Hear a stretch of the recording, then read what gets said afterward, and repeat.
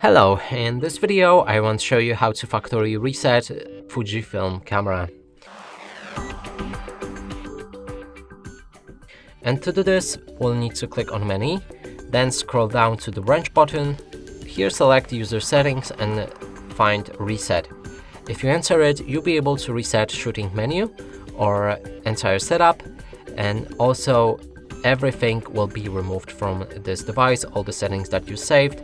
So make sure that you get that, and you won't find yourself lost with all of your settings. Let's go for the setup reset and then click on OK.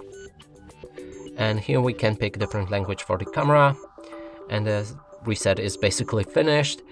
But if you want to fully perform that reset, let's also restart the last setting. So user settings, find reset again, and here's a shooting menu reset. Click on OK, and now all of the settings should be set to the factory settings. And that's it for this video. Hope you like it. Please consider subscribing to our channel, leave a like and a comment below.